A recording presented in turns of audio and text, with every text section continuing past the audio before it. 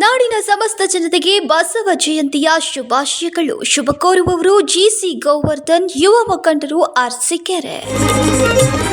Bitcoin ಹಗರಣ ಪ್ರಕರಣಕ್ಕೆ ಸಂಬಂಧಿಸಿದಂತೆ ಜಾರಿ ನಿರ್ದೇಶನಾಲಯದ ದಾಳಿಗಳು ರಾಜಕೀಯ ವಲಯದಲ್ಲಿ ಭಾರಿ ಚರ್ಚೆಗೆ ಕಾರಣವಾಗಿದೆ.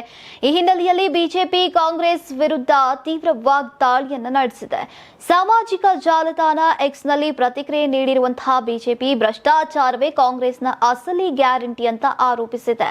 ಬಿಟ್ಕಾಯಿನ್ ಹಗರಣದ ಸತ್ಯಗಳು ದಿನೇ ದಿನೇ ಬಯಲಾಗ್ತಾ ಇವೆ ಅಂತ ಹೇಳಿದೆ. ಅಕ್ರಮ ಹಣ ವರ್ಗಾವಣೆ ಆರೋಪದಡಿ ಕಾಂಗ್ರೆಸ್ ಶಾಸಕ ಹಾಗೂ ಬಿಡಿಎ ಅಧ್ಯಕ್ಷ ಎನ್ಎ ಹ್ಯಾರಿಸ್ ಮತ್ತು ಅವರ ಪುತ್ರ ಮೊಹಮ್ಮದ್ ನಲ್ಪಾಡ್ ನಿವಾಸಗಳ ಮೇಲೆ ಈಗ ಇಡಿ ದಾಳಿಯನ್ನು ನಡೆಸಿದೆ. ಈ ದಾಳಿಗಳು ಕಾಂಗ್ರೆಸ್ ಸರ್ಕಾರದ ಭ್ರಷ್ಟಾಚಾರದ ಮುಖವಾಡವನ್ನ ತೆರೆದಿಟ್ಟಿದೆ ಅಂತ ಬಿಜೆಪಿ ಆರೋಪಿಸಿದೆ. ಇದೇ ವೇಳೆ ಬಿಟ್ಕಾಯಿನ್ ಕಿಂಗ್ ಪಿನ್ ಅಂತ ಗುರುತಿಸಲ್ಪಟ್ಟಿರುವಂತಹ ಶ್ರೀಕಿ ಅಲಿಯಾಸ್ ಶ್ರೀಕೃಷ್ಣ ಜೊತೆಗಿನ ಆರ್ಥಿಕ ವ್ಯವಹಾರಗಳ ಬಗ್ಗೆ ಪ್ರಶ್ನೆ ಎತ್ತಿರುವಂತಹ ಬಿಜೆಪಿ ಮುಖ್ಯಮಂತ್ರಿ ಸಿದ್ದರಾಮಯ್ಯ ಸ್ಪಷ್ಟನೆ ನೀಡಬೇಕು ಅಂತ ಒತ್ತಾಯಿಸಿದೆ. ಸದಾ ನೀತಿ ಪಾಠ ಹೇಳುವಂತಹ ಸಿಎಂ ಸಿದ್ದರಾಮಯ್ಯ ಅವರೇ, ನಿಮ್ಮ ಶಾಸಕರ ಈ ಬಿಟ್ಕಾಯಿನ್ ದಂಧೆಯ ಅದರ ಬಗ್ಗೆ ನಿಮ್ಮ ಉತ್ತರ ಏನು ಅಂತ ಕೇಳಿ ಆಗ್ರಹಿಸಿದೆ.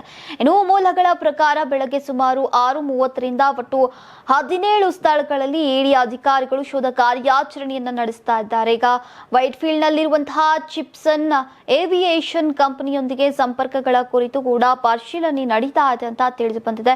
ಒಟ್ಟಾರೆ ಈ ಪ್ರಕರಣ ಸದ್ಯ ರಾಜಕೀಯವಾಗಿ ತೀವ್ರ ಪ್ರತಿಕ್ರಿಯೆಗಳನ್ನ ಹುಟ್ಟುಹಾಕಿದ್ದು ಮುಂದಿನ ದಿನಗಳಲ್ಲಿ ಇನ್ನಷ್ಟು ಬೆಳವಣಿಗೆಗಳು ಎದುರಾಗುವಂತಹ ಸಾಧ್ಯತೆ ಇದೆ. ನೀವು ಸಣ್ಣ ಆಗ್ಬೇಕಲ್ವಾ? ಅದು ಒಂದು ಉತ್ತಮ ಆಹಾರದಿಂದ ಸಣ್ಣ ಆಗ್ಬೇಕಲ್ವಾ? ಪ್ರತಿದಿನ ನಮ್ಮ ಜೀನಿ ಸ್ಲಿಮ್ ನ ಯೂಸ್ ಮಾಡಿ ಯಾವುದೇ ಸೈಡ್ ಎಫೆಕ್ಟ್ ಇಲ್ದಂಗೆ ನೀವು ಸಣ್ಣ ಆಗ್ತೀರಾ.